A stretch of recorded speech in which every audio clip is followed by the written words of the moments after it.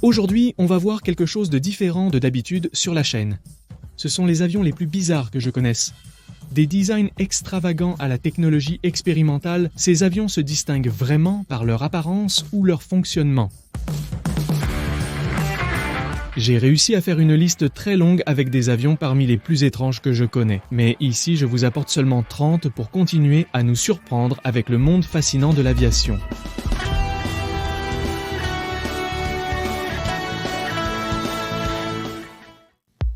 Et commençons la liste avec un vraiment bizarre. Le Proteus sort vraiment de ce qu'est le design d'avion conventionnel. C'est un avion de haute altitude et de longue endurance, avec des ailes en tandem, conçues par le célèbre designer Burt Rutan, pour étudier l'utilisation d'avions de télécommunications en haute altitude. Il a un design extrêmement efficace et a pu orbiter autour d'un point à plus de 19 800 mètres. Pendant plus de 18 heures. Il a volé pour la première fois en 1998 et actuellement, le seul avion construit appartient à Northrop Grumman.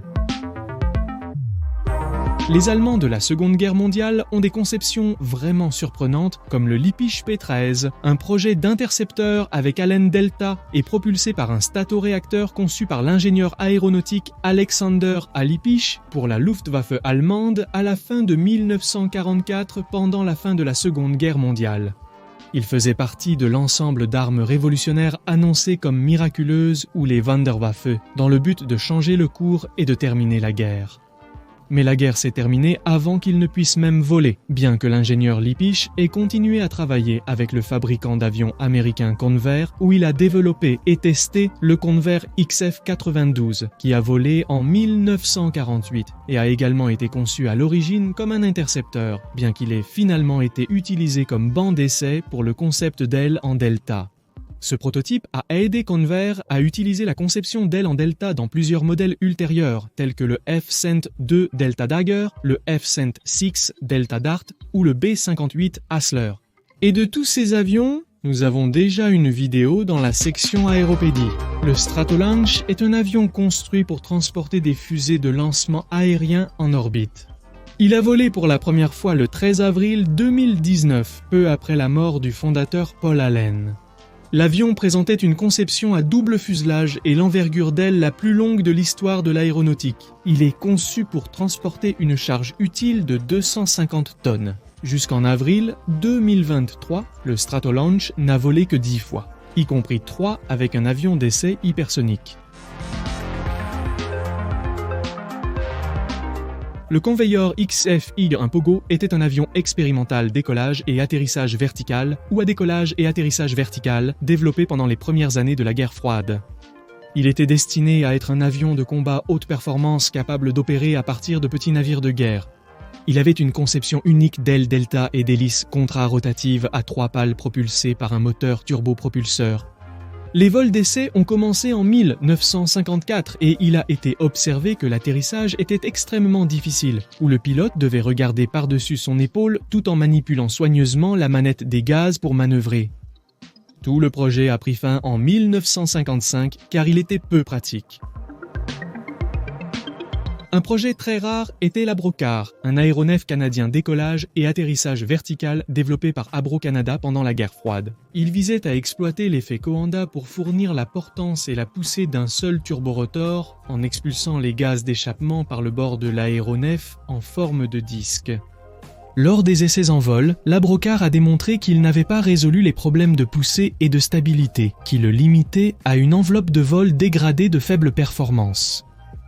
Par la suite, le projet a été annulé en septembre 1961 après la fabrication de seulement 2 prototypes. Créé par l'Italien Gianni Caprioni, c'était un prototype pour 100 passagers, propulsé par 8 moteurs et doté d'un total de 9 ailes. Il n'y avait qu'un seul exemplaire qui a volé pour la première fois en 1921. 2 jours plus tard, le 4 mars, l'avion a heurté la surface de l'eau. Le CA-60 a subi de graves dommages structurels, mais en a reçu encore plus lorsqu'il a été remorqué vers la côte. Ils ont voulu le reconstruire, mais le coût était trop élevé et il n'a jamais plus volé.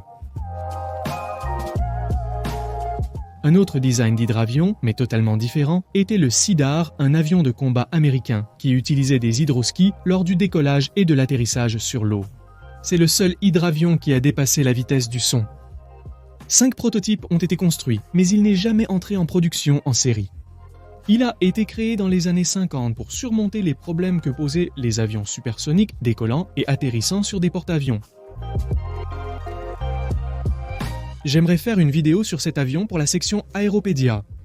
N'hésitez pas à suggérer d'autres machines que vous souhaiteriez voir dans la section Aéropédia en commentaire. Design extravagant qui a été développé peu avant la Seconde Guerre mondiale était le Blunt et Boss 141 hydravion a présenté le projet 141 dont le design était une priorité. Blunt et Boss, plus célèbres pour leurs hydravions, a présenté le projet 141 dont le design était clairement très étrange en raison de son asymétrie. Malgré le design, cet avion a démontré avoir de très bonnes caractéristiques de vol et après les raffinements, la Luftwaffe a commandé 500 unités. Cependant, la Seconde Guerre mondiale a obligé à changer de cap. Avec seulement 28 unités construites, le projet a été annulé en faveur du bimoteur Focke-Wulf FW 89. Et tous ces 28 avions ont été détruits pendant le conflit.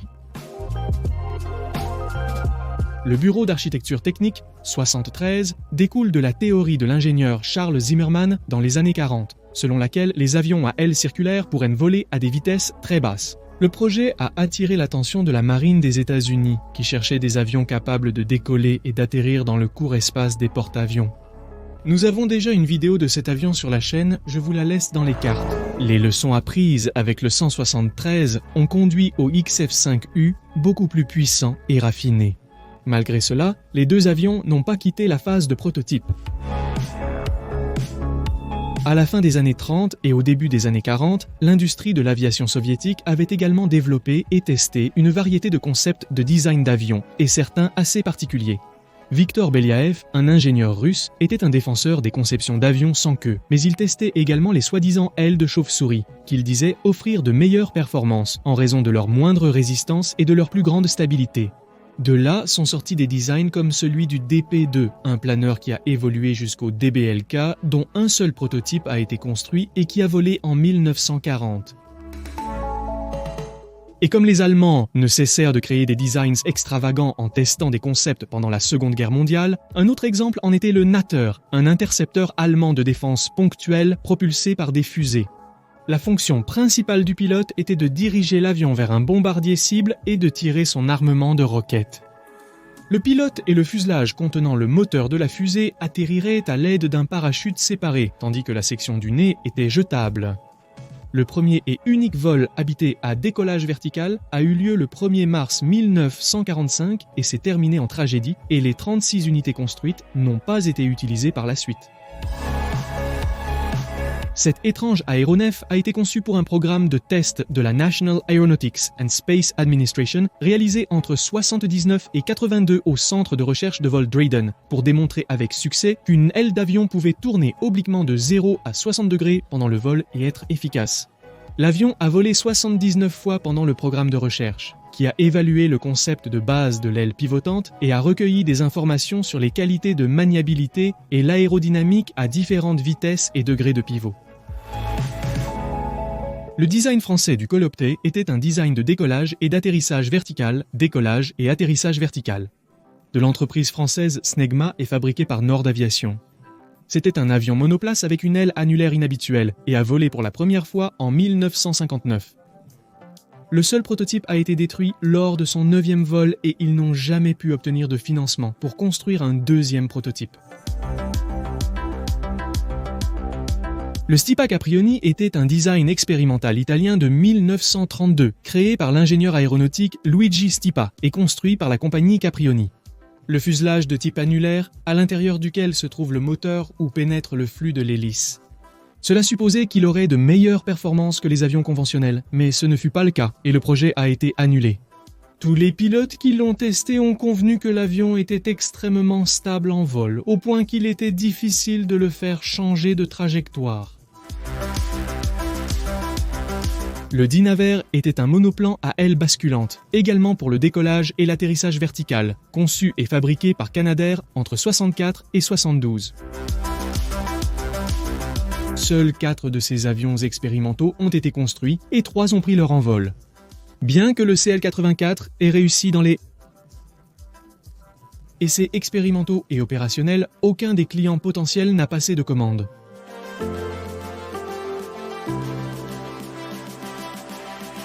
Le McDonnell XF-85 Goblin est un prototype d'avion de combat américain conçu pendant la Seconde Guerre mondiale par McDonnell Aircraft mais qui n'a volé qu'en 1948. Il était destiné à être déployé depuis la soute à bombe d'un bombardier B-36 comme un chasseur parasite pour défendre les bombardiers contre les avions intercepteurs hostiles. Seuls 2 prototypes ont été construits avant que la force aérienne ou l'armée de l'air des États-Unis ne mette fin au programme. Lorsque la marine des États-Unis a tenté de combiner la vitesse de Mach 2 et l'armement d'un F-4 Phantom avec le décollage vertical, ils ont conçu le Rockwell Experimental Fighter Vertical 12. Malheureusement, il n'a jamais pu démontrer un décollage vertical et son incapacité à répondre aux exigences de performance a mis fin au programme en 1981.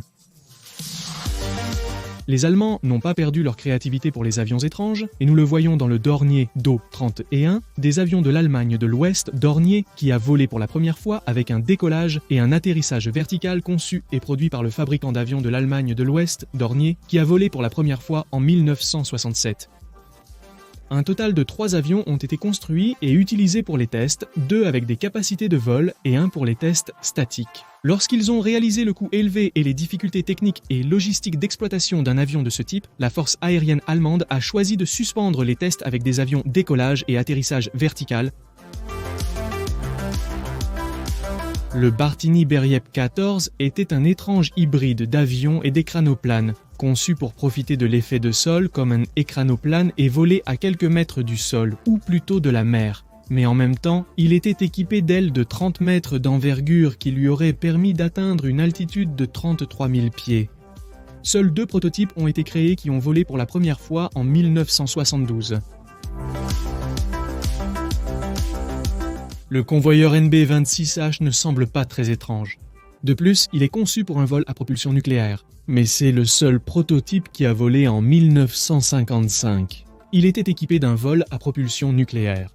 Mais c'est le seul prototype qui a volé en 1955. Il avait un réacteur nucléaire pour tester sa protection contre les radiations pour l'équipage, mais dans ce cas, il n'était pas utilisé pour propulser l'avion. C'était juste pour démontrer la viabilité d'un futur bombardier à propulsion nucléaire. Le Griffon était un chasseur conçu et construit au milieu des années 50 par le fabricant français Nord Aviation. Il faisait partie d'une série de programmes visant à développer un chasseur très rapide pour l'armée de l'air française. Il présentait un fuselage tubulaire de grande taille qui supportait les ailes en delta, l'empennage avec le gouvernail et le fuselage avant qui s'étendait vers l'avant sur une prise d'air d'un statoréacteur.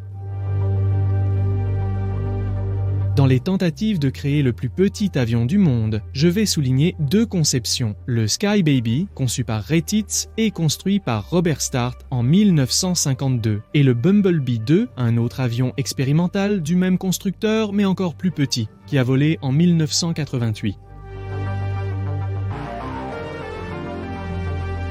Cette configuration s'appelle Sesquiplane et avait une propulsion à réaction. Il a été conçu et fabriqué par la compagnie aéronautique polonaise Państwo Zakłady Lotnicze Mielec pour l'aviation agricole. On l'appelait Belphégor, qui était un démon bruyant. Le 20 mai 1973, il a effectué son premier vol. Il pouvait accueillir 3 membres d'équipage. Une partie des ailes inférieures et des réservoirs de produits chimiques étaient composés de matériaux pour éviter la corrosion. Les ailes supérieures et inférieures étaient coniques, avec 2 colonnes qui abritaient les réservoirs chimiques. Il a été décrit comme le biplan le plus lourd jamais produit. Sa production a pris fin en 81, étant un avion très cher et avec un fonctionnement médiocre. Enseigné par Northrop, le XP-56 était presque une aile volante, avec un fuselage court qui abritait un moteur radial et le cockpit.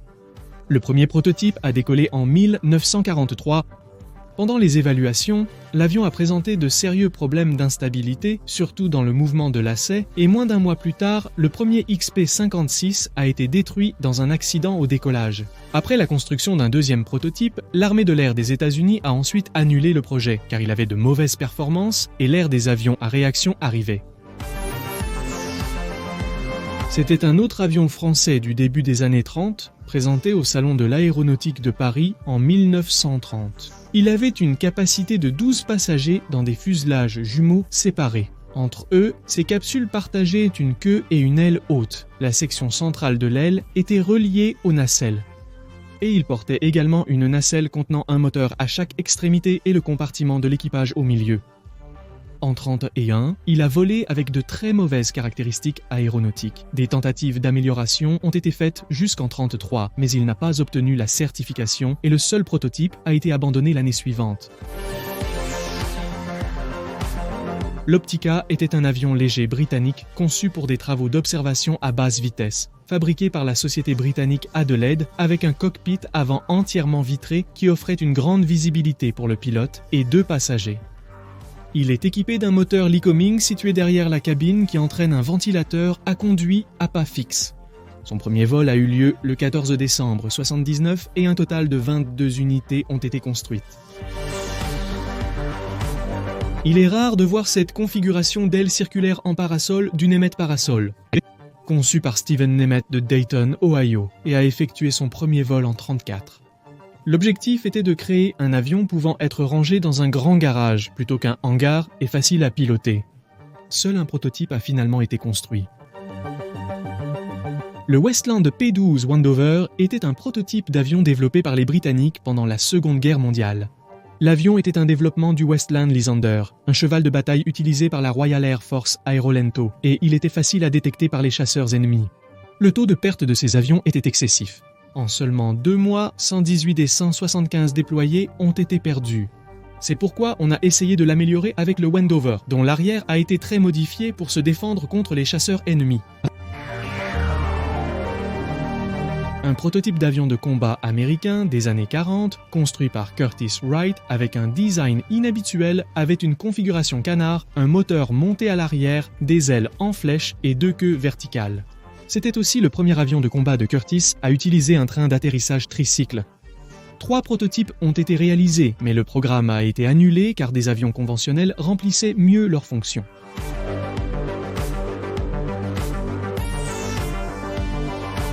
En terminant cette longue vidéo, j'aimerais que vous me disiez quels avions que nous avons vus vous aimeriez voir dans la section Aéropédia pour que nous puissions approfondir, car il y a beaucoup d'avions très rares que vous connaissez et qui ne figurent pas sur la liste. Il y en a sûrement beaucoup plus. Un nouvel épisode de Monde de l'aviation.